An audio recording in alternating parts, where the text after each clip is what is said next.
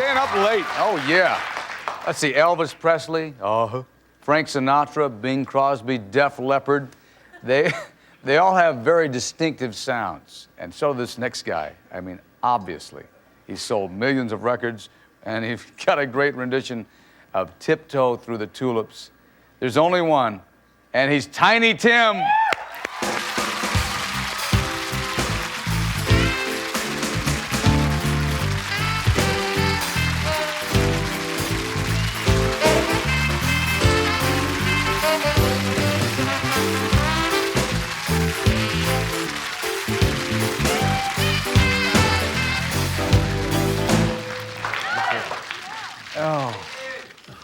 Good to see you. Well, Mr. Dees, it's really nice seeing you and being on your show, and also thanks to our lovely gifts backstage, you know, for doing all those things. It's a pleasure. I know you had to go out and change the slacks and everything, and they look great. They've got Mickey Mouse all over them. Well, this was done in Australia by my producer, Martin Sharp, but I lost the, you know, the vest and another pair of pants while I was with the 30 Years of Rock and Roll. You know, Mr. Kurtz and Mr. Brooks produced this great show. No, Donnie. Yeah, and definitely I lost that, and I just had a pair of pants left.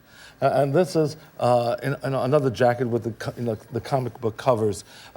This goes back to '79. It really is. It's wonderful. And the tie, and the hair. You've gone rock and roll on us. Look at this hair. Well, anything but gray, you know. I just, you know, I can't take that. Well, and also, you this chose was given by pink my instead of gray. ex-manager, Mr. Rocky, gave me this. He died. Oh, it's a special tie. Good to see you. And you know, for those who don't know, could you just give us a couple of strains of Tiptoe? Oh, tiptoe by the window, that is where all become tiptoe.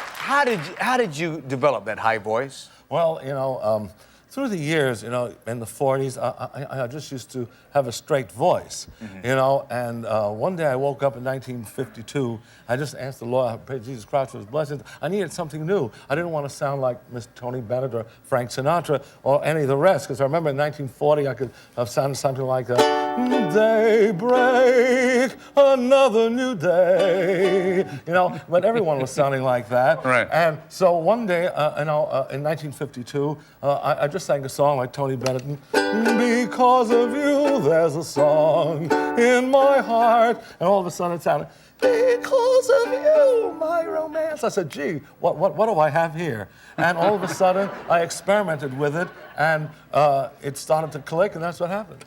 It's your trademark. It sold millions. Well, see, in this business, originality is the key to success. You can close your eyes and know it's Elvis Presley, close your eyes and know it's Louis Armstrong. Right. And to all your listeners, Mr. D, you know, whoever, you know, gets up there, you know, they must have an original sound or whatever. And Mr. Sinatra had it, Rudy Valley had it in 1929, the same with Elvis Presley, and so many stars of today, you know, who really make it. You can know them by their identity. Originality is the key to success, even to comics. The success of Rodney Dangerfield is his voice. He has a different delivery. The same with Jack Benny, the same with Groucho Marx. Well, I don't know. You're calling me Mr. Dees, and thank you so much. You're the first person who ever did. Do I call you Tiny? Do I call you Mr. Tim? Anything you want. No. I always call everyone Mr. just out of respect. Well, thank you so much. Let's skip ahead to 1969. A lot of people remember a major event, you and Miss Vicky getting married on national television. And then shortly thereafter, you had Miss Baby. And Miss Tulip. Yeah. Yes. She definitely, right now, is a Jehovah's Witness. She's 20 years old. She's got a kid.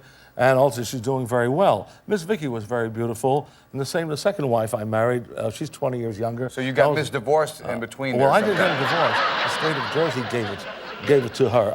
in '77. I don't believe in divorce. I was away in Florida. I tried to contest it for 3 years. I didn't, frankly, have the cash to get back to New Jersey at the time, and the judge just gave it to her. Yeah. So technically, I guess by state law, I mean, she got her divorce. I didn't sign nothing. Stop right there. Wait a minute. So you don't believe in it. You didn't go for it. but Miss Jan enters into the picture somehow. You could be Tiny Tim the bigamist. Well, I married her in '84. According to one of my lawyers, he said it's illegal even if I didn't sign for it because the state of Jersey, I didn't sign for it personally, but the state of Jersey doesn't agree with the ideas that I have. So they just gave her the divorce. Tim, stop right there. Is this man a bigamist on national television? No.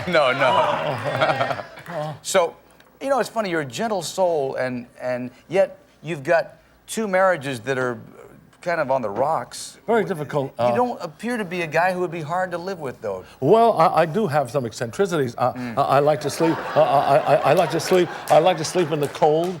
Without no heat. In the summertime, I hate the air conditioners. And these women, want something else. They're beautiful women, but it's very hard to live with me. I must admit that. I like separate rooms. She's gonna have her room. But you said they want something else. What do they want? The second one here, Miss Jan, is going to her lawyer. She wants money again. And basically I said, darling, how can I afford this? I can't help myself. But all I can tell you, I really mean it. Somebody came up with a song which I am going to record with, Mike Panera and Stet Blansett. Mr. Panera, that's, the Blues Image. He had Ride, Captain Ride. It was something like this. I'll never get married again. I'll never get married again. I thought I was wise. Now I Keep it up. realize It's Tiny Tim. 30 years of rock and roll. The 18th to the 20th, Bally's, Las Vegas. Keep it up. And also the Arthritis Telethon, April 21st. Stay here. Be right back.